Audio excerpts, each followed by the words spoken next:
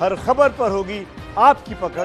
Download कीजिए ABP live app. अब वक्त है अपने दर्शकों को एक ऐसी सुविधा के बारे में जानकारी देने का जिसका रिश्ता उनके किचन से है। कहानी घर घर खाना पहुंचाने वाली जोमैटो और सब्जी बेचने वाले सफल स्टोर की है। अब सफल के सब्जी स्टोर से जोमैटो का डिलीवरी बॉय घर घर फल और सब्जियां पहुंचाएगा। कोरोना संक्रमण के दौरान अब आपको फल सब्जी के लिए घर से निकलने की जरूरत नहीं पड़ेगी। देश भर में लॉकडाउन के बाद से जोमैटो ने लोगों को खाना पहुंचाने के साथ साथ सब्जियां और फल तक पहुंचाने की पहल की, होम डिलीवरी की पहल की। और ऐसे में लोगों को सब्जी और फल की कमी ना हो, उन्हें घर तक ये चीजें मिल जाए, बाहर ना निकलना पड़े, इसके लिए खास तौर से जोमैटो की पार्टनरशिप हुई है सफल के साथ। मदर डेयरी द्वारा चालित सफल बूथ सब्जियां और फल यहां से लोगों को पहुंचाया जाता है। Online food delivery app Zomato और मदर डेयरी द्वारा संचालित सफल स्टोर के बीच नया करार हुआ है। जोमैटो सफल स्टोर में मिलने वाले फलों और सब्जियों की ऑनलाइन होम डिलीवरी करेगा। दिल्ली एनसीआर के कुछ खास इलाकों में होम डिलीवरी की शुरुआत होगी। दिल्ली में जनकपुरी, साकेत, वसंत कुंज, द्वारका, पंचशील एनक्लेव और नोएडा के सेक्टर 50 और सेक्टर 29 में होम डिलीवरी होगी। जोमैटो और मदर डेयरी के इस कदम से सफल स्टोर पर भीड़ कम होगी, साथ ही बिक्री बढ़ने की भी उम्मीद की जा रही है। सर, कब से आप लोग पहुंचा रहे हैं लोगों तक सब्जियां, फल? होम डिलीवरी कब से हो रही है? ये मैम जब से फर्स्ट लॉकडाउन चालू हुआ था ना अपना, कम से कम हो गए 2 मंथ्स हो गए मैम। 2 मंथ से सप्लाई कर रहे हैं हम लोग। दिन भर में कितने ऑर्डर्स आ जाते हैं आपको? दिन भर में मैम यही 50 से 60 ऑर्डर आते हैं दिन भर में, 50 से 60 ऑर्डर। तो या कितनी दूर दूर तक के लोग होते हैं कुछ आपको? ये मैम ऑर्डर आते हैं लगभग 10 किलोमीटर तक, GK2, महरौली, मतलब लगभग 10 किलोमीटर दूर से हमारे ऑर्डर आ जाते हैं, 10-12 किलोमीटर। सफल स्टोर और जोमैटो के बीच ये करार का पहला चरण है। दोनों जल्द ही दिल्ली एनसीआर के बाकी इलाकों में भी ये सुविधा शुरू कर सकते हैं। एक बड़ी खबर आ रही जम्मू कश्मीर से ही। पाकिस्तान ने फिर तोड़ा है सीज फायर। जम्मू कश्मीर के तंगधार सेक्टर में एलओसी पर पाकिस्तान की तरफ से फायरिंग की गई है। पाकिस्तान की तरफ से मोर्टार दागे गए हैं, फायरिंग हुई है। भारत की तरफ से भी मुंहतोड़ जवाब दिया गया है पाकिस्तान को। एक नहीं, दो नहीं, अनगिनत मौकों पर पाकिस्तान इस तरीके की कायराना हरकत सीमा पर करता आया है, जहां पर सीज फायर वायलेशन किया जाता रहा उसकी तरफ से, लेकिन सुरक्षा बल हमारे लगातार इसका मुंहतोड़ जवाब दे रहे हैं। नमस्ते भारत में अब वक्त है आपको दुनिया के उस दर्द पर अपडेट देने का जिसका जिक्र हम करते हैं तो बात चीन की जरूर आती है। रूस ने यानी रशिया ने आरोप लगाया है कि चीन उसके यहाँ जासूसी कर रहा है। उससे पहले ऑस्ट्रेलिया ने यही आरोप चीन पर लगाए थे। अमेरिका सहित दुनिया के तमाम देश चीन के खुफिया, सैनिक, असैनिक और ऑथेंटिक आड़ में विस्तारवाद की शिकायत करते रहे।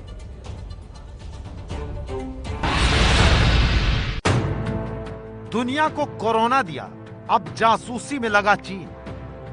पहले ऑस्ट्रेलिया, अब रूस ने लगाया जासूसी का आरोप। कोरोना वायरस के कारण दुनिया भर में आलोचना झेल रहे चीन पर अब रूस ने जासूसी का आरोप लगाया है।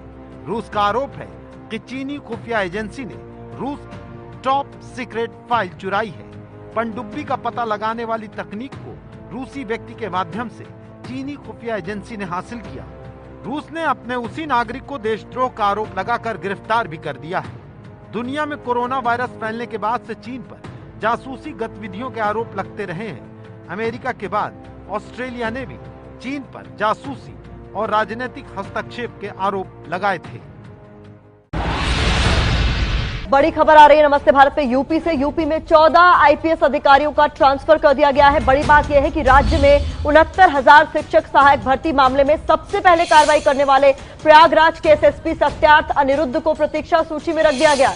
4 जून को जब प्रतापगढ़ के एक कैंडिडेट राहुल सिंह की शिकायत पर एसएसपी सत्यार्थ अनिरुद्ध ने केस दर्ज करवाया था, उसके बाद ये जब ट्रांसफर हुए हैं तो सत्यार्थ को अब प्रतीक्षा सूची में रख दिया गया है। यूपी सरकार ने देर रात 9 जिलों के एसपी समेत 14 आईपीएस अधिकारियों का तबादला किया है। कानपुर, सीतापुर, सहारनपुर, प्रयागराज, बागपत, शाहजहांपुर, हाथरस, उन्नाव, पीलीभीत के पुलिस अधीक्षक बदले गए हैं।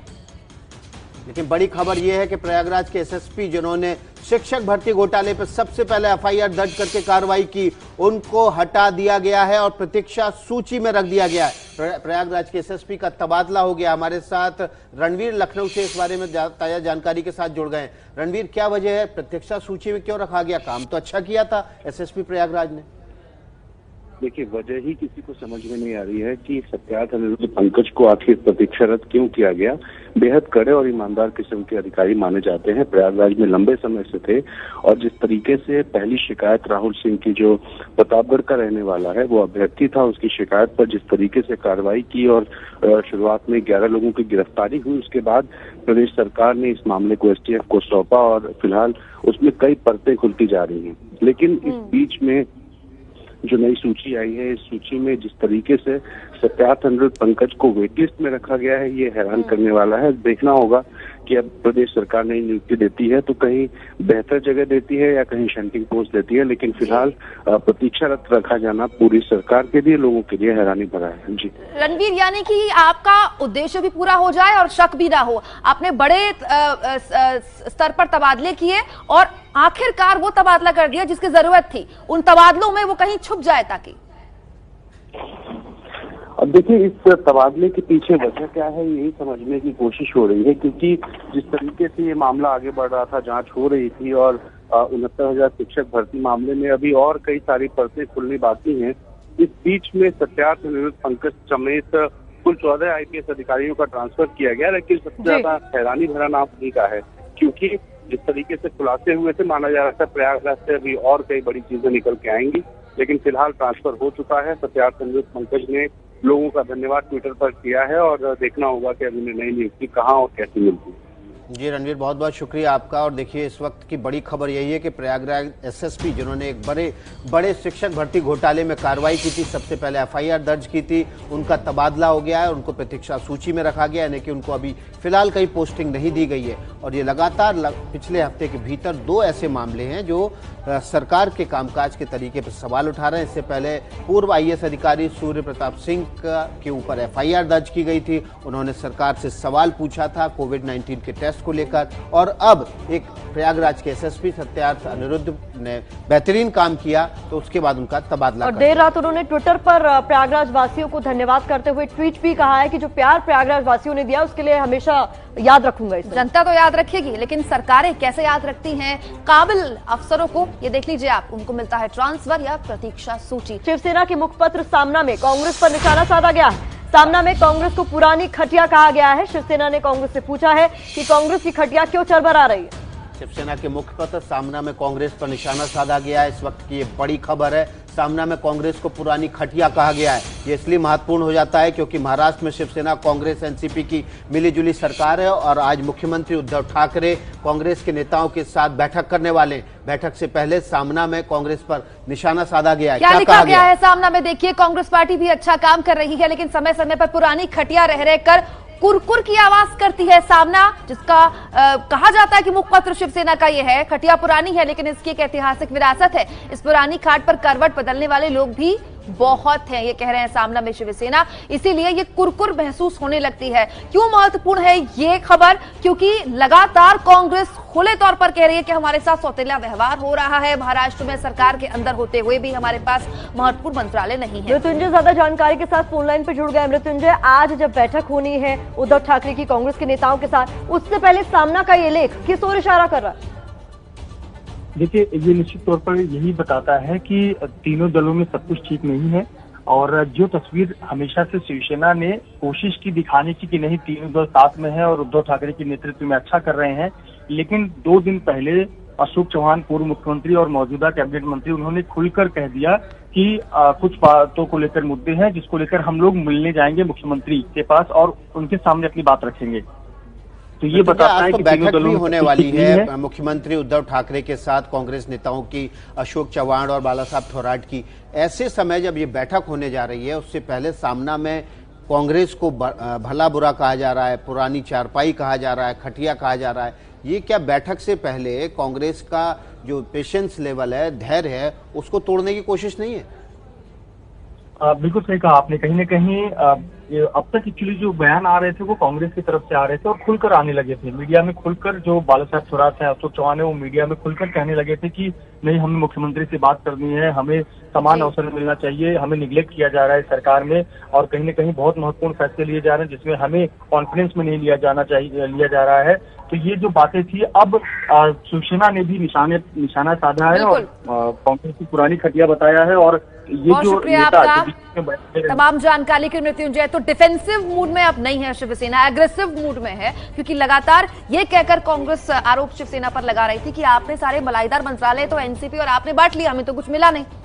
बात दिल्ली की, जहां कोरोना के खिलाफ लड़ाई में केंद्र सरकार ने कमर कस ली है। गृहमंत्री अमित शाह एक्शन में है। दिल्ली में बेकाबू होते हालात के बीच गृहमंत्री अमित शाह बैठक पर बैठक किए जा रहे हैं। इतना ही नहीं, कोरोना से बचाव में अमित शाह खुद मैदान में उतर गए हैं। शाह ने दिल्ली के एलएनजेपी अस्पताल में इंतजाम का जायजा लिया।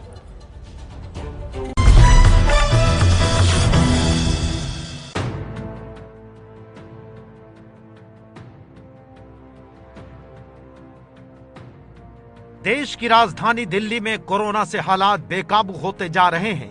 यही वजह है कि कोरोना से बचाव में देश के गृह मंत्री अमित शाह अब खुद उतरे हैं मैदान में। तस्वीरें दिल्ली के एलएनजेपी यानी लोकनायक जयप्रकाश अस्पताल की हैं। अस्पताल में मुआयना करने पहुंचे अमित शाह सबसे पहले फ्रंट लाइन वर्कर यानी नर्सों की टीम से मिले और इन कोरोना वॉरियर्स का हौसला बढ़ाया। हमारे साथ भी कोई है, हमें भी आगे बोलने के लिए कोई है, ये बहुत अच्छा लग गया हमें और हमें काम करने का अच्छा सा मोटिवेशन मिल गया। कुछ सुझाव भी मांगा आप लोगों? उन्होंने लास्ट में कहा nurses is the backbone of this hospital. इस तरह से उन्होंने हमारा जो एनर्जी हमें और फिर डाल दिए। इमरजेंसी से लेकर कोरोना टेस्टिंग लैब तक का निरीक्षण किया। अलग अलग वार्ड में घूमने के बाद शाह ने सीनियर डॉक्टर्स की टीम के साथ मीटिंग की। मीटिंग में गृह मंत्री ने कोरोना से निपटने की तैयारियों के बारे में डॉक्टरों से जानकारी ली और जरूरी दिशा निर्देश भी दिए। दरअसल गृह मंत्री अमित शाह चाहते हैं कि दिल्ली में जो समस्याएं उत्पन्न हो रही हैं उसको जल्द से जल्द सॉर्ट आउट किया जाए। यही एक कारण है कि प्रधानमंत्री नरेंद्र मोदी के सुझाव के बाद उन्होंने 2 बैठकें की और वो पॉलिटिकल पार्टीज की बैठक के बाद वो खुद एलएनजेपी अस्पताल पहुंचे। अस्पताल के दौरे से पहले अमित शाह ने दिल्ली के सभी राजनीतिक पार्टियों के साथ भी बैठक की। इस बैठक में कुछ अहम फैसले हुए। टेस्टिंग बढ़ाने का फैसला किया गया। 20 जून तक प्रतिदिन 18,000 टेस्ट का लक्ष्य रखा गया। 450 रुपए में टेस्ट और 15 मिनट में नतीजे वाली नई टेस्टिंग तकनीक के इस्तेमाल का फैसला लिया गया। प्राइवेट अस्पतालों में कोरोना इलाज पर खर्च की सीमा तय करने पर भी विचार जल्द होगा। इसके अलावा कोरोना संक्रमितों के इलाज के लिए जरूरी बेड बढ़ाने की स्थिति में होटल, बैंक्वेट हॉल और रेलवे कोच का इस्तेमाल करके 15,000 से ज्यादा बेड क्षमता बढ़ाने की बात हुई है।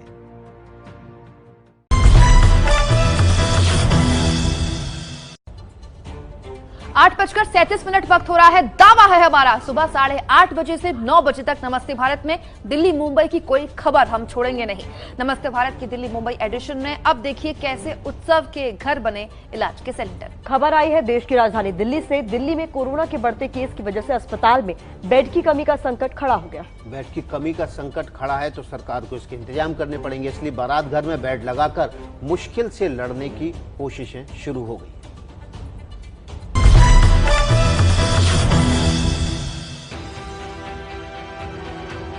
जिस बैंक्वेट हॉल में कुछ दिन पहले तक धूमधाम से शादियां होती थी, अब वही बैंक्वेट हॉल कोरोना से लड़ाई के लिए तैयार किए जा रहे हैं। ये दिल्ली के पीरागढ़ी का ग्रीन लाउंज बैंक्वेट है, जिसे क्वारंटीन सेंटर में तब्दील किया जा रहा है। बैंक्वेट हॉल के अंदर जहां मेहमानों के बैठने के लिए कुर्सियां होती थी, अब वहां लाइन से बेड लगे हैं। जहां जश्न के लिए लोगों का जमावड़ा लगता था, वहां इलाज की तैयारियां हो रही हैं। सिविल डिफेंस के कार्यकर्ता काम पर लगे हैं। यहाँ पर जैसे ये पहले लॉज था, इसको क्वारंटीन में तब्दील कर दिया गया है लोगों के इलाज के लिए, ट्रीटमेंट के लिए। कितने बेड इसके अंदर 53-54 बेड हैं करीब। दिल्ली की पीरागढ़ी के यूफोरिया बैंक्वेट में भी बेड लगाए जा रहे हैं। दिल्ली में कोरोना के केस लगातार बढ़ रहे हैं। अस्पतालों में बेड की कमी की खबरें हर रोज आ रही हैं। इसलिए अब इलाज के लिए सरकारें बैंक्वेट हॉल में इंतजाम कर रही हैं।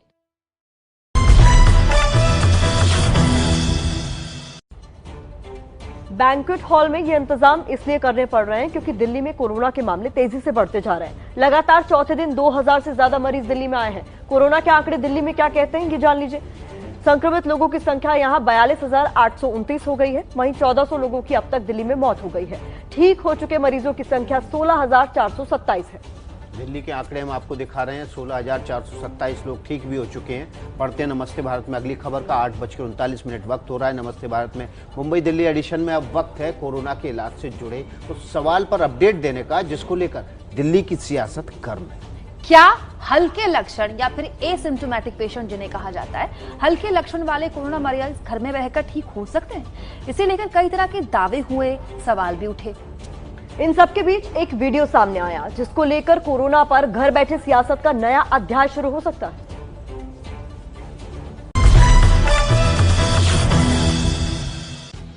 अपने घर में किताब पढ़ते, लैपटॉप पर अपने जरूरी कामों को निपटाते, समय निकालकर योग करते, ये अमनदीप शर्मा है। एक वीडियो में दावा किया गया कि अमनदीप दिल्ली के लक्ष्मी नगर के रहने वाले हैं और मई के आखिरी हफ्ते में कोरोना से संक्रमित हुए थे।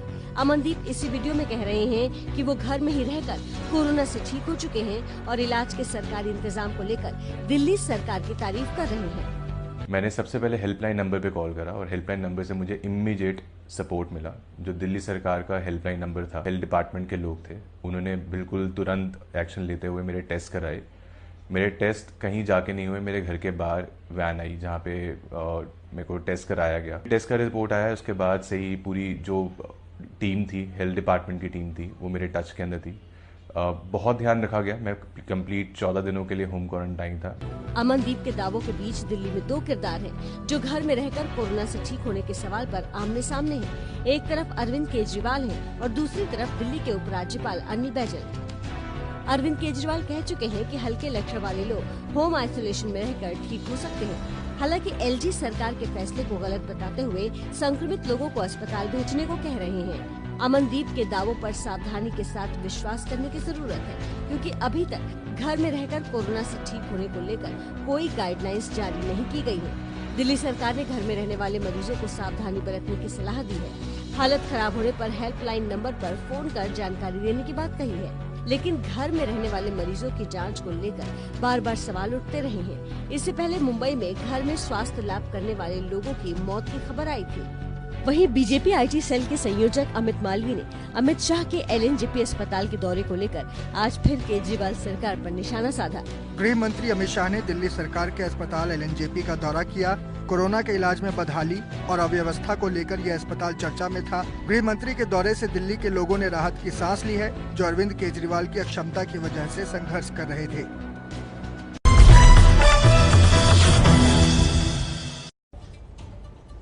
नमस्ते भारत में हमारी कोशिश होती है कि कोई खबर इन 4 घंटों में आपसे ना छूटे, इसलिए सोशल मीडिया में क्या ट्रेंडिंग है, क्या अपडेट सोशल मीडिया से आ रही है, वो भी आपके लिए हम लेकर आते हैं। #थैंक यू अमित शाह, ये हैशटैग सोशल मीडिया में चर्चा में है। आप जानते हैं क्यों? दिल्ली में कोरोना के बढ़ते संक्रमण को देखते हुए गृहमंत्री अमित शाह ने कमान संभाल ली है और इसी वजह से #थैंक यू अमित शाह कल से लगातार ट्विटर पर ट्रेंड कर रहा है। अलग अलग लोगों की प्रतिक्रियाएं आ रही हैं। दिल्ली बीजेपी की तरफ से कहा गया है गृहमंत्री अमित शाह ने अब दिल्ली की कमान संभाल ली है। काश मुख्यमंत्री केजरीवाल ने ऐसा किया होता तो हालात कुछ और होते। दिल्ली बीजेपी ने राजनीतिक तौर पर इसका फायदा उठाने की कोशिश की।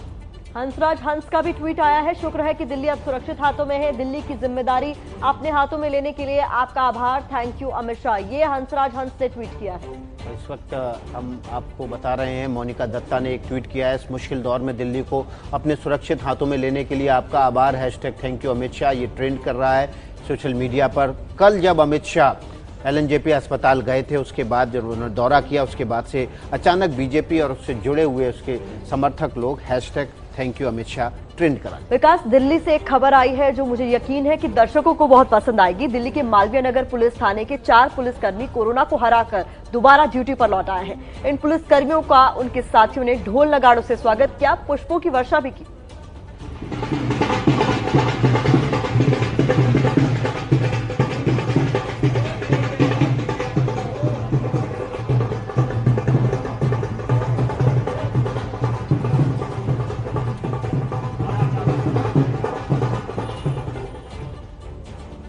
8:44 हो रहे हैं। दिल्ली की खबर का रुख कर लेते हैं। आनंद विहार से चलने वाली 5 ट्रेनें आज से पुरानी दिल्ली रेलवे स्टेशन से चलाई जाएंगी। ये बड़ी जानकारी है, आपको घर से निकलते वक्त ये पता होना चाहिए कौन सी ट्रेनें पुरानी दिल्ली रेलवे स्टेशन से चलने जा रही हैं। रेल मंत्रालय ने आनंद विहार स्टेशन को कोविड केयर सेंटर बना दिया है, जहां कोविड केयर कोच खड़े किए जाएंगे। इन कोच को प्लेटफॉर्म के 1 से 7 तक पर खड़ा किया जाएगा। रेल मंत्रालय ने दिल्ली सरकार को 500 कोविड केयर कोच देने का फैसला किया है। दिल्ली के शकूर बस्ती में भी आइसोलेशन कोच वाली ट्रेनें खड़ी की जाएंगी।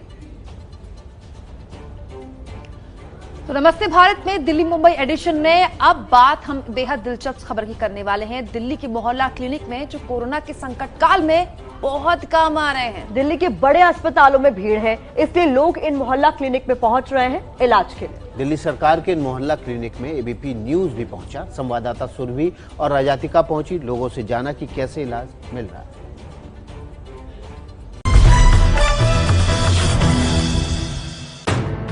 मुंह पर मास्क लगाए मरीजों की लाइन लगी है और डॉक्टर खिड़की के अंदर से इनका हालचाल जानकर दवाई लिख रहे हैं। तस्वीरें दिल्ली के बाबरपुर में मोहल्ला क्लिनिक की है, जहां कोरोना काल में क्लिनिक के बाहर ही मरीजों के लिए अलग अलग काउंटर बनाए गए हैं। यहाँ पर आप देख सकते हैं कि अलग अलग विंडोज जो हैं वो बनाई गई हैं। ये वाली विंडो जो है यहाँ से टोकन नंबर दिया जाता है। दूसरी विंडो आपको आगे नजर आ रही है, इस विंडो पर डॉक्टर बैठी हुई हैं और यहाँ पर दिखाने के बाद फिर आगे वाली विंडो पर मरीज दवाइयाँ लेते हुए जो है आपको नजर आएंगे। कोरोना के संकट काल में बड़े अस्पतालों में भीड़ की वजह से दूसरे मरीजों को इलाज नहीं मिल रहा, इसलिए वो मोहल्ला क्लिनिक पहुंच रहे हैं। व्यवस्था बहुत अच्छी है जी, मेरे को दवाई भी सही मिल रही है और टाइम से मिल रही है। अच्छा इलाज हो रहा है यहाँ पे, सब दवाई मिलती है यहाँ पे। अच्छा। और दवाई से फायदा भी होता है। काफी बार ऐसा होता है कि इंतजार काफी करना पड़ता है, कुछ दिक्कत होती है, क्या ऐसा कुछ है? नहीं नहीं नहीं, यहाँ पे तो हम पर्चा बनवा के फौरन लाइन में लग जाते हैं, दवाई मिल जाती है हाथ के हाथ। यहाँ पे कोई परेशानी नहीं है यहाँ पे। अब दिल्ली के तिलक नगर के मोहल्ला क्लिनिक की तस्वीरें देखिए, जहां लोग दूरी के नियम का अच्छे से पालन कर रहे हैं और दवाई ले रहे हैं। दवाइयाँ वगैरह आपको यहाँ पे सब मिल जाती है टाइम। शुगर की, बीपी की, गैस की, खांसी की, सब मिलती है बेटा। सहूलियत है सर। क्या नाम है आपका? प्रॉब्लम नहीं आती, बिल्कुल ठीक ठाक है। चले जाते हैं, जब आते हैं जल्दी में दवाई लेके चले जाते हैं। बहुत अच्छा मेंटेन कर रखा है, सोशल डिस्टेंसिंग वगैरह सब मेंटेन कर रखी है इन्होंने। पूरी लाइन से दूर दूर करके बच्चे को खड़े करके देते हैं सब। खास बात यह है कि कोरोना काल में क्लिनिक के अंदर मौजूद डॉक्टर और बाकी स्टाफ जरूरी एहतियात बरत रहे हैं। क्लिनिक के अंदर मरीजों के बैठने की व्यवस्था बंद है। मरीजों को काउंटर के अंदर से डॉक्टर देखते हैं। विंडो को बार बार सैनिटाइज भी किया जाता है। दर्शकों को बता दें कि दिल्ली सरकार ने राजधानी में मोहल्ला क्लिनिक की शुरुआत की थी, जो कोरोना के संकट काल में आम आदमी के लिए काफी काम आ रहे हैं। बात मुंबई की, जहां कोरोना से बुरा हाल है। संक्रमित मरीजों की संख्या 60,000 के करीब यहां पहुंच चुकी है।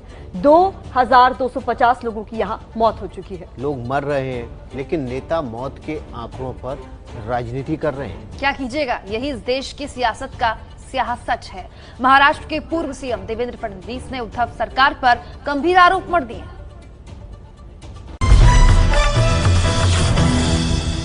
रोज देश में जितनी मौत होती है उसमें करीब 42-45% मौतें ये अकेले महाराष्ट्र में हो रही है, और बावजूद इसके अभी भी महाराष्ट्र में मौत का जो आंकड़ा है उसको पूरे तरीके से अकाउंट फॉर मुंबई में किया गया नहीं है। 3 दिन पहले महाराष्ट्र के पूर्व सीएम देवेंद्र फडणवीस ने कोरोना से मुंबई में हो रही मौत के आंकड़े को लेकर उद्धव सरकार को कैमरे पर घेरा। तो कल देर शाम उन्होंने मुख्यमंत्री उद्धव ठाकरे को ये पत्र लिखकर मौत का आंकड़ा छिपाने के आरोप लगाए। इस खत में देवेंद्र फडणवीस ने मुंबई में कोरोना से 950 मौत के आंकड़े को छिपाने की बात लिखी। फडणवीस ने दावा किया है कि अस्पतालों ने 500 मौत के बारे में डेथ ऑडिट कमेटी को जानकारी नहीं दी। वही डेथ ऑडिट कमेटी ने 451 मौतों को गैर कोविड मौत बताया। आईसीएमआर के दिशा निर्देशों के मुताबिक ये सभी मौत कोरोना के कारण हुई। देवेंद्र फडणवीस ने इसे गंभीर और खतरनाक मामला बताते हुए उद्धव सरकार पर सवाल भी दागे हैं।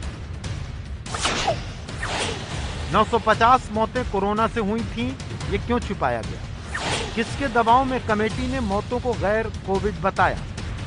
लापरवाही करने वालों के खिलाफ क्या कार्रवाई होगी? इन सवालों पर उद्धव ठाकरे के जवाब का इंतजार रहेगा और देखना होगा कि अगर मौत के आंकड़े में गड़बड़ हुई तो क्या उद्धव सरकार कोई एक्शन लेती है या नहीं। वक्त है केरल के मुख्यमंत्री पिनरई विजयन की बेटी की शादी से जुड़े विवाद के बारे में आपको अपडेट देने का। केरल के बीजेपी प्रवक्ता के हवाले से दरअसल दावा यह किया जा रहा है कि सोमवार को क्या हुआ। सोमवार को पिनरई विजयन की बेटी की शादी समारोह में आरएसएस कार्यकर्ता की हत्या के एक दोषी के शामिल होने का आरोप है। इस शादी के बाद जब तस्वीरें सामने आई तो बीजेपी ने आरोप लगाया कि मेहमानों में से एक मोहम्मद हाशिम भी था, जो एक हत्या के मामले में जेल की सजा काट रहा था और पैरोल पर बाहर है। तस्वीरें वायरल हो चुकी थी और तस्वीरें वायरल होने के बाद इस सवाल उठने लगा कि मुख्यमंत्री विजयन की बेटी की शादी में आरएसएस कार्यकर्ता की हत्या करने वाले मोहम्मद हाशिम वहां कैसे पहुंचा। सोशल डिस्टेंसिंग का भी पालन नहीं किया गया, मुंह पर मास्क भी नहीं था। बीजेपी ने सीएम विजयन को इस मसले पर घेरना शुरू कर दिया। बता दें आपको, केरल में लगातार बीजेपी और सरकार के बीच में रस्साकशी का दौर जारी है और ये वो तस्वीर है, ये वो शख्स है जिसको लेकर प्रदेश बीजेपी ये कह रही है कि आरएसएस कार्यकर्ता की हत्या का आरोपी मुख्यमंत्री की बेटी की शादी में क्या कर रहा है। याद दिला दें आपको, केरल वो राज्य है जिसकी शुरुआत से लेकर अब तक कोरोना के संकट काल में प्रशासनिक तौर पर बहुत तारीफ हुई है। पिंकी राजपुरोहित जुड़ गई है ताजा अपडेट लेकर। पिंकी, आरएसएस के कार्यकर्ता के हत्या के आरोपी की तस्वीर वहां वायरल है, जवाब क्या दिया जा रहा है सरकार की तरफ से? देखिए कुमकुम, अब तक जो है सरकार की ओर से कोई जवाब नहीं आया, लेकिन ये बहुत बड़ा सवाल इसलिए भी है क्योंकि गृह मंत्रालय जो है वो खुद पिनरई विजयन के पास है। ऐसे में इतनी बड़ी चूक आखिर हो कैसे गई? और ये भी बताया जा रहा है कि जो मोहम्मद हाशिम है जिसके ऊपर हत्या का आरोप है और फिलहाल पैरोल पर बाहर है, उसने जो है त्रिशूर में एक आरएसएस कार्यकर्ता सुरेश बाबू की हत्या की थी और यही कारण है कि बीजेपी लगातार हमलावर भी है और सीएम से जवाब भी मांग रही है। एक और जहां लगातार सीएम जो है तमाम नॉर्म्स को फॉलो करने की बात कहते हैं, वहीं इतनी बड़ी चूक आखिर कैसे हुई? एक हत्या का आरोपी जो कि पैरोल पर बाहर है वो आपकी शादी में क्यों दिखाई दिया? इस पर कहीं ना कहीं जवाब जो है वो ये दिया जा रहा है कि मोहम्मद हाशिम जो है वो पिनरई विजयन के दामाद का बहुत करीबी बताया जा रहा है, लेकिन बावजूद उसके क्योंकि सीएम की बेटी की शादी थी, ऐसे में एक हत्यारा जो है वो आखिर कैसे पहुंच जाता, ये कहीं ना कहीं बहुत बड़ा सवाल है जिसको लेकर बीजेपी भी राज्य में हमलावर है और लगातार सीएम से जवाब मांग रही है। जी पिंकी, एक बड़ा सवाल ये उठता है कि जिसके ऊपर लॉ एंड ऑर्डर की जिम्मेदारी है, जिसके ऊपर राज्य को सुरक्षित करने की जिम्मेदारी है, वो मुख्यमंत्री उसकी बेटी की शादी में एक हत्यारा खड़ा हुआ है। सबसे बड़ा सवाल ये है, और बिना इन्विटेशन, बिना आमंत्रण के तो मुख्यमंत्री की बेटी की शादी में कोई पहुंच भी नहीं सकता है। बिल्कुल सही कहा विकास आपने, क्योंकि इस वक्त कोरोना काल चल रहा है, ऐसे में 50 गेस्ट ही क्योंकि अलाउड है, तो जाहिर सी बात है कि वो लिस्ट जो है वो खुद मुख्यमंत्री के पास भी पहुंची होगी और खासतौर पर जब क्योंकि वो खुद गृह मंत्रालय जो है वो उनके पास है, तो ऐसे में लिस्ट उनके पास जरूर पहुंची होगी। तो सबसे बड़ा सवाल यहाँ पर यही कि मुख्यमंत्री को ये बात नहीं पता होगी, ये तो हो ही नहीं सकता। तो सवाल कहीं ना कहीं सीएम के ऊपर उठने लाजमी है कि आखिर हत्या का एक आरोपी जो है वो कैसे शादी में पहुंच जाता है, वो भी खुद सीएम की बेटी की शादी में, भले ही उनके दामाद का करीबी क्यों ना हो। जी विकास, बीजेपी इस पूरे मामले में पिंकी क्या डिमांड कर रही है, ये मैं जानना चाहूंगी, समझना चाहूंगी, क्योंकि तस्वीर तो वायरल हो गई है और सवाल भी उठाए जा रहे हैं, लेकिन मांग क्या कर रही है? देखिए, बीजेपी की ओर से दो लगातार मांगे, एक खुद सीएम से जवाब मांगा जा रहा है, दूसरा स्टेट बीजेपी का ये भी कहना है कि अब वो खुद कोर्ट जाएगी कि इस पैरोल को जो है वो रद्द किया जाए, क्योंकि एक हत्या का आरोपी इस तरह से शादी में शामिल भी हो जाता है जो कि पैरोल के नियमों के खिलाफ भी है। ये फिलहाल बीजेपी बता रही है और साथ ही कोर्ट तक जाने की बात कह रही है ताकि इस आरोपी का जो पैरोल है वो कहीं ना कहीं रद्द किया जा सके। जी पिंकी, मैं अपनी बात फिर दोहराऊंगी, केरल वो राज्य है जहां सबसे पहला केस आया कोरोना का, लेकिन बहुत बढ़िया तरीके से केरल प्रशासन ने कोरोना कांड में प्रशासनिक तौर पर इस मामले में डील किया। लेकिन ये मामला मुख्यमंत्री की बेटी की शादी में सोशल डिस्टेंसिंग की धज्जियां उड़ रही हैं, किसी ने मास्क नहीं पहना है और हत्या का आरोपी है, मतलब कि ये तो अपने पैर में कुल्हाड़ी मारने वाली बात है, सब किए कराए में पानी फेरने वाली बात है। बिल्कुल कुमकुम, आपने बिल्कुल ठीक कहा। सीएम जो कि खुद लगातार जो है लोगों से ये अपील कर रहे हैं कि तमाम नॉर्म्स को फॉलो किया जाए, चाहे वो सोशल डिस्टेंसिंग का मामला हो। ये हमें यहाँ पर याद रखने वाली बात है कि केरल में ही सबसे पहला मामला जो है कोरोना का सामने आया था। लगातार सरकारें जो है वो लोगों से अपील कर रही है, लेकिन उस उस हालात में अगर खुद राज्य का मुख्यमंत्री अगर मास्क में नहीं नजर आता तो आखिर क्या संदेश जो है वो लोगों तक पहुंचाते हैं? ये कहीं ना कहीं बहुत बड़ा सवाल है। आप सोशल डिस्टेंसिंग का पालन नहीं करते, आप मास्क नहीं लगाते और इसके साथ ही एक आरोपी को शादी में आने की इजाजत तक भी दे देते हैं। तो ये कहीं ना कहीं राज्य सरकार फिलहाल तमाम सवालों के घेरे में, जिसका जवाब खुद राज्य सरकार को देना होगा। और जाहिर सी बात है कि बीजेपी भी इस चीज को लेकर अब हमलावर है। जी बिल्कुल, बहुत बहुत शुक्रिया पिंकी इस अपडेट के लिए। और यह खबर अपने आपके सामने रखी, मुख्यमंत्री की बेटी की शादी में हत्या का आरोपी, और हत्या का आरोपी वो जो आरएसएस के कार्यकर्ता की हत्या करने के बाद जेल से पैरोल पर आया था। बाकायदा बड़े बड़े सवाल उठने लगे हैं। बताइए, बाकायदा 7 साल की सजा इस शख्स को हो चुकी है, दोषी करार दिया जा चुका है। कुछ खास तरह के नियम होते हैं जिसका आप सबको पालन करना होता है जब पैरोल पे होते हैं आप, लेकिन ये शख्स पहुंच गया मुख्यमंत्री की बेटी की शादी में। नमस्ते भारत पे अब वक्त है राज्यसभा चुनाव से जुड़ी हुई बड़ी खबर आपको देने का। जैसे जैसे राज्यसभा चुनाव की तारीखें करीब आ रही हैं, राजस्थान में सियासी पारा और गर्माने लगा। 9:06 पर यही है इस वक्त की बड़ी खबर। कांग्रेस आरोप लगा रही है कि बीजेपी उसके विधायकों को तोड़ने की कोशिश कर रही है। बीजेपी आरोपों को गलत बता रही है। हो क्या रहा है राजस्थान में, मध्य प्रदेश में, सब जगह जहां जो कुछ हुआ वही राजस्थान कांग्रेस कह रही है कि राजस्थान में भी दोहराने की कोशिश की जा रही है। मध्य प्रदेश और कर्नाटक में हाथ जलाए बैठी कांग्रेस ने अपने विधायकों को ज्यादा सुरक्षित होटल JW मैरियट में शिफ्ट कर दिया है। ये विधायक चुनाव तक इसी होटल में रहेंगे। राज्यसभा चुनाव से पहले राजस्थान में विधायकों को आलीशान JW मैरियट होटल में शिफ्ट कर दिया गया है। राजस्थान में कांग्रेस के विधायक और अशोक गहलोत सरकार का समर्थन कर रहे कुल 110 विधायक राज्यसभा चुनाव होने तक इसी होटल में रखे गए हैं। कांग्रेस का कहना है कि 19 जून को होने वाले राज्यसभा चुनावों के लिए उसके विधायकों को खरीदने की कोशिश हो रही है, इसलिए एहतियातन ये कदम उठाया गया है। कोई चिंता ही नहीं कोरोना की, लगे रहे कैसे सरकार टॉपल करने में पूरी ताकत झोंक दो। क्या हो रहा देश के दुनिया के अंदर, पूरी दुनिया में चैलेंज आ गया हमारे सामने, उस वक्त भी तोड़फोड़ करने उनकी फितरत के अंदर है। हालांकि कांग्रेस ऑब्जर्वर TS सिंह देव का कहना है कि बीजेपी कितनी भी कोशिश कर ले वो राज्यसभा में जीत हासिल नहीं कर पाएगी।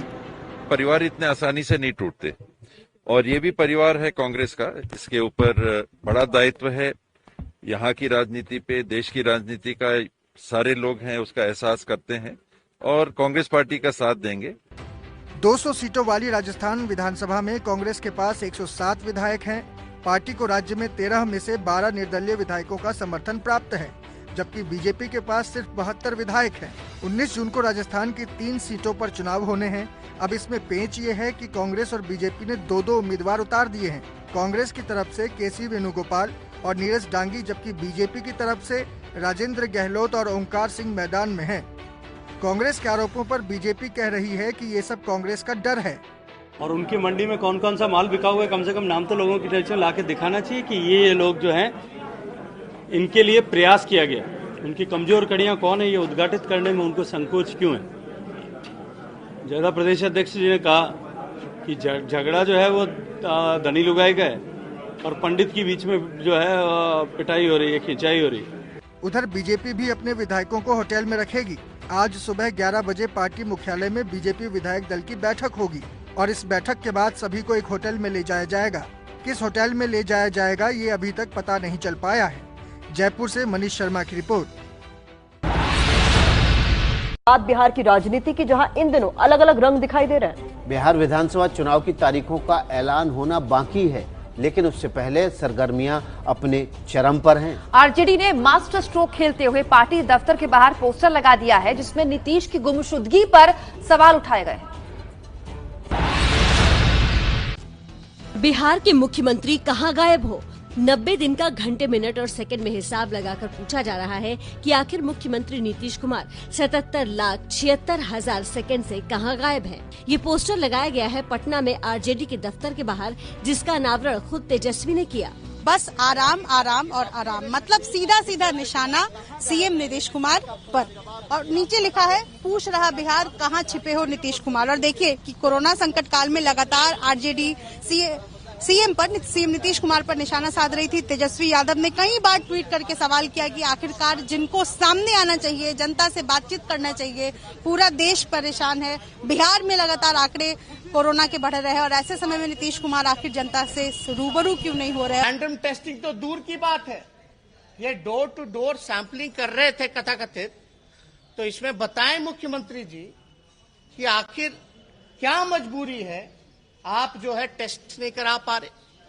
तेजस्वी ने ये भी कहा कि अगर 100 दिन के अंदर नीतीश नहीं दिखेंगे तो वो पूरे बिहार में उनकी तलाश के लिए डुग्गी पिटवाएंगे।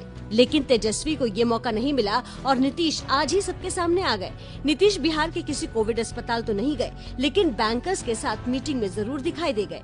बहरहाल तेजस्वी के हमले पर जेडीयू ने भी पलटवार कर दिया है। उनसे आप क्या अपेक्षा कर सकते हैं? वो तो खुद भागे हुए रहते हैं, उनको क्या पता है बिहार में क्या हो रहा है, कैसे काम हुआ है। वो तो 70 दिन भागे थे, 60 दिन यहाँ से जब पीक था। आज जनता बुरी तरह यहाँ घिरी हुई थी, इतने लोग आ रहे थे, तो वो यहाँ थे क्या? वो तो यहाँ थे नहीं देखने के लिए यहाँ क्या काम हो रहा है। उनको क्या आइडिया? अब चुनाव आ गया तो आ गए वो। नीतीश कुमार जी अगर डे 1 से उनका रूटीन कोई जाकर के फॉलो करे, जिस दिन से ये लॉकडाउन हुआ है और आज तक कोई ऐसा दिन नहीं हुआ है ये सुबह से शाम तक एक एक चीज को माइन्यूटली वो नहीं चीज देंगे। संजय झा ही सीएम नीतीश कुमार के सारे डिजिटल प्रचार की जिम्मेदारी भी संभाल रहे हैं। सीएम नीतीश बाहर भले ही न निकल रहे हों, लेकिन डिजिटल प्लेटफॉर्म पर वो भी प्रचार में पीछे नहीं है। वजह है बिहार में 3-4 महीने के अंदर चुनाव होने हैं और नीतीश की प्रतिष्ठा एक बार फिर दांव पर लगी है। 243 सदस्यों वाली बिहार विधानसभा की मौजूदा स्थिति पर नजर डालें तो एनडीए में जेडीयू के पास 70 सीटें, बीजेपी के पास 54 सीटें, एलजेपी के पास 2 सीटें और अन्य 5 सदस्य हैं, जिनका योग होता है 131।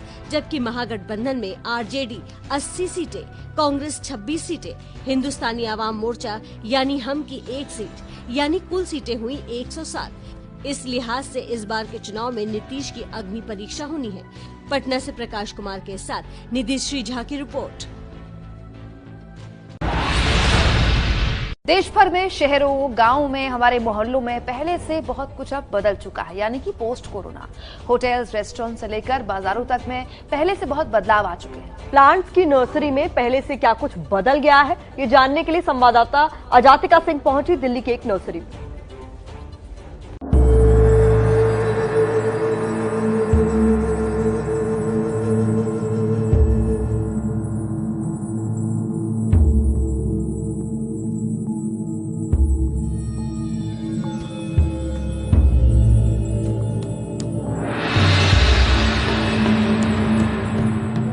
वायरस के कारण नुकसान तो बहुत हुआ है, लेकिन अब उठ खड़े होकर आगे बढ़ने का समय है और हमारी जो जीविका है उसमें कई बदलाव करने की जरूरत है। ऐसे में हम लोग एक नर्सरी में पहुंच गए हैं और ऐसा बताया गया है कि जो औषधीय पौधे हैं उनकी बिक्री अब धीरे धीरे बढ़ती जा रही है। कोरोना वायरस के प्रकोप के चलते पौधों की नर्सरियों में भी माहौल पूरी तरह से बदल गया है। पहले जहां लोग फैंसी और सुंदर फूलों वाले पौधे खरीदना पसंद करते थे, वहीं अब गिलोय, तुलसी और एलोवेरा जैसे प्लांट्स की मांग ज्यादा बढ़ी है। कोरोना से बचने के लिए लोग इन प्लांट्स का काढ़ा तैयार करते हैं और अपनी प्रतिरोधक क्षमता बढ़ाते हैं। हमारे पास एलोवेरा, गिलोय, तुलसी, लेमन ग्रास ये सब की बिक्री काफी बढ़ गई है। जो भी आता है यही हर्बल के लिए मांगता है कि दूसरे सबसे ज़्यादा गिलोय की औषधि के लिए बढ़ गई है। लोग टीवी पर देख कर या रामदेव को देख के इसका काढ़ा बनाया जाए और काढ़े के लिए बहुत ज़्यादा इसकी बिक्री बढ़ गई है। कोरोना संकट के दौरान भले ही तमाम चीजों के दाम बढ़ गए हों, लेकिन इन पौधों की कीमतें अभी भी पहले की तरह ही हैं। ऐसे ही प्लांट्स में है लेमन ग्रास, जिसे लोग चाय की तरह पीते हैं। इसकी कीमत 50 रुपए से शुरू हो जाती है। बड़े पोट में आप लेते हैं तो 200 से 250 तक है। अगर छोटे में जैसे इधर पन्नी में हमारे पास नीचे रखा हुआ है, ये 50 रुपए के रेंज में। साइज ठीक छोटा ही है लेकिन पेड़ अच्छा है। और एलोवेरा की बात करें तो ये जो हमें पौधा पूरा दिखाई दे रहा है, यहाँ पे बड़ा पौधा है, गमले में रखा हुआ है, कितने का पड़ेगा? ये 100 रुपए के रेंज में है। छोटा मेरे पास 50 रुपए के रेंज में भी है, उससे छोटा 30 रुपए में भी है हमारे पास। औषधि पौधों में ही तमाम ऐसे पौधे भी हैं जो वातावरण को साफ करते हैं। इनकी मांग तो कोरोना संकट के पहले से ही थी, अब भी लोग इन पौधों को खरीद रहे हैं। तो कोई भी आम इंसान इन पौधों को खरीद सकता है, अपने घर में ही रह सकता है, बाहर जाने की जरूरत नहीं है और कोरोना वायरस जैसी गंभीर बीमारी से लड़ सकता है। कैमरा पर्सन भूपेंद्र रावत के साथ अजातिका सिंह, एबीपी न्यूज, दिल्ली। और ये वक्त है नमस्ते भारत में आपके काम की खबर आप तक पहुंचाने का। अगर आपके अंदर कोई खास कला है, आप चाहते हैं कि दुनिया उसे जाने, सीखे, तो आपके लिए एक मौका है। क्या है ये मौका? कैसे है आपकी कला को दुनिया के सामने लाएगा? कैसे आपको शोहरत और कामयाबी देगा? जानिए मैं भी सुपरस्टार, हेलो आपकी पेशकश। Hi guys, I am Forum Botadra and I am the Superstar Award winner of Hello Superstar Season 4. Hello superstar season 4 में मैंने विन किया था। ट्रैवल कैटेगरी के अंदर मैंने उस कैंपेन को जीता था। सीजन 4 का मैं सुपरस्टार अवार्ड विजेता हूँ। Superstar award winner of hello superstar season 4।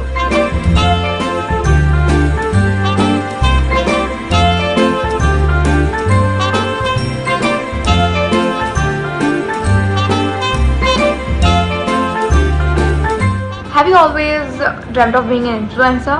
क्या आपने कभी फेमस होने का सपना देखा है? अगर आप भी एक इन्फ्लुएंसर बनना चाहते हैं और चाहते हैं आपका टैलेंट लोगों तक पहुंचे, आपके लिए खुशखबरी है कि ये कॉन्टेस्ट फिर वापस आ रहा है। Hello Superstar Season 5 is coming back with a bang. This is for you to let your talent shine. 15 जून से 5 जुलाई के बीच #Hello Superstar। इस कंपटीशन में हिस्सा लेने के लिए आपको बस इतना करना है, एक original high quality creative video बनाकर show your talent through creative posts and videos. Share it on Hello app and get the chance to win MacBook Air और बहुत सारे prices. Just take part by checking in #Hello Superstar and submit your entries. If I can do it, you can do it too. 15 जून से 5 जुलाई 2020 तक। Stay tuned for more details. 5 June 15th. What are you waiting for? इस वक्त corona संक्रमण से जुड़ी हुई बड़ी खबर आ रही है।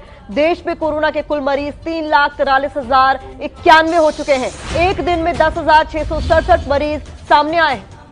एक दिन में 380 मौतें भी हुई हैं। एक दिन में ठीक हुए मरीज 10,216, यानी कि रिकवरी रेट जो है वो तकरीबन 52.46% हो गया। एक्टिव केस 1,53,000 है।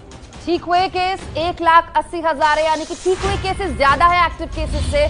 इन सब के बीच संक्रमण से अब तक देश भर में 9,900 लोगों की मौत भी हो चुकी है।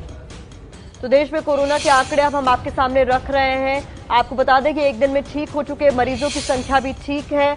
10,216 मरीज ठीक भी हुए हैं। रिकवरी रेट जो है हमारा वो 52% से ज्यादा बना हुआ है। एक्टिव केस 1,53,178 है और ठीक हो चुके मरीज एक्टिव पेशेंट से ज्यादा है 1,80,012। देश में कोरोना से अब तक 9,000 से ज्यादा मौतें हो चुकी हैं। देश में एक दिन में कोरोना के 10,667 मामले पिछले 24 घंटे के दौरान आए हैं। एक दिन में कोरोना से 380 लोगों की मौत भी हुई है। देश में कोरोना संक्रमण से जुड़ी हुई ये खबर है, अपडेट दे रहे हैं आपको। पिछले 24 घंटे में ये अपडेट हुआ है। बड़ी खबर सुशांत सिंह राजपूत के केस से जुड़ी हुई आ रही है। सुशांत सिंह के डॉक्टर ने आज से पूछताछ होगी, साथ ही सुशांत के मोबाइल फोन की भी जांच होगी। सीडीआर खंगाले जाएंगे। इससे पुलिस जानना चाहती है कि उन्हें किस बात की परेशानी थी। कहा जा रहा था कि तनाव, डिप्रेशन का शिकार थे सुशांत।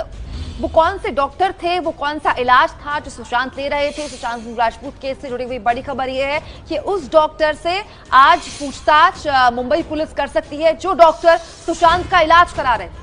बहुत सारे पर्चे भी उनके घर से बरामद किए गए थे, जिसके बाद ये माना ही जा रहा था कि जो डॉक्टर उनका इलाज कर रहे हैं उनसे तो अपडेट ली जाएगी। गणेश ठाकुर ज्यादा जानकारी के साथ हमारे साथ जुड़ गए हैं मुंबई से। गणेश, क्या कुछ अपडेट इस पूरे मामले में है? क्योंकि दोस्त भी उस रात उनके अपार्टमेंट में थे। दोस्तों के बारे में भी क्या कुछ जानकारी निकल पाई है? डॉक्टर के अलावा क्या दोस्तों से भी पूछताछ होगी?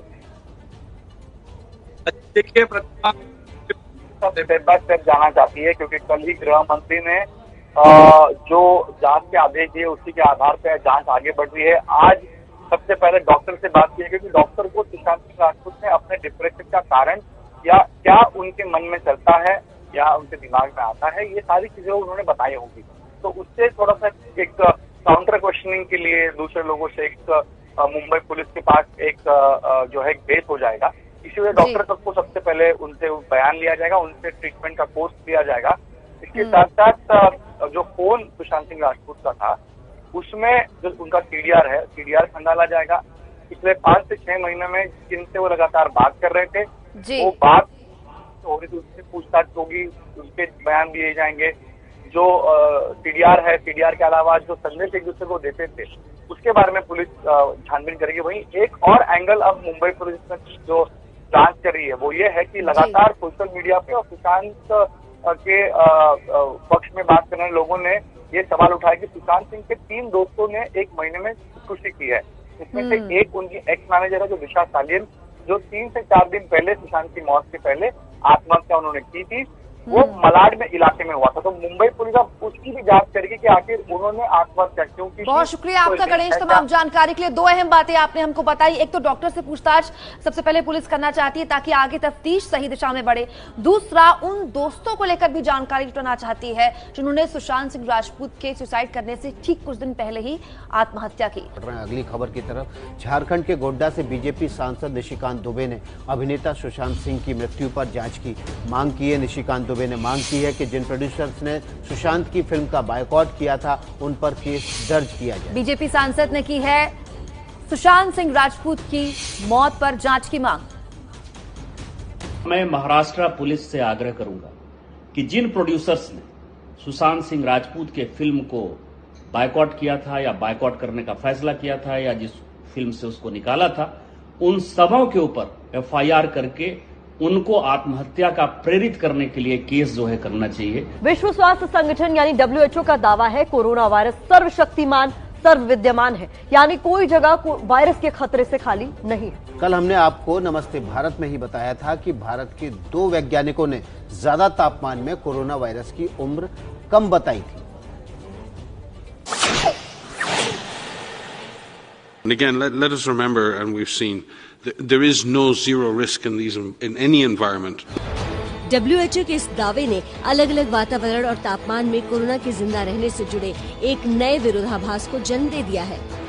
And again, let us remember, and we've seen, there is no zero risk in any environment. WHO का ये बयान विरोधाभास को कैसे जन्म दे रहा है, ये समझने के लिए भारत में IIT बॉम्बे के इन 2 वैज्ञानिकों को जानिए। पहली तस्वीर है प्रोफेसर रजनीश भारद्वाज की, दूसरी तस्वीर में दिख रहे हैं प्रोफेसर अमित अग्रवाल। दोनों ने अलग अलग तापमान में सतह पर कोरोना के जिंदा रहने को लेकर एक रिपोर्ट तैयार की। रिपोर्ट का नाम है फिजिक्स ऑफ फ्लूइड।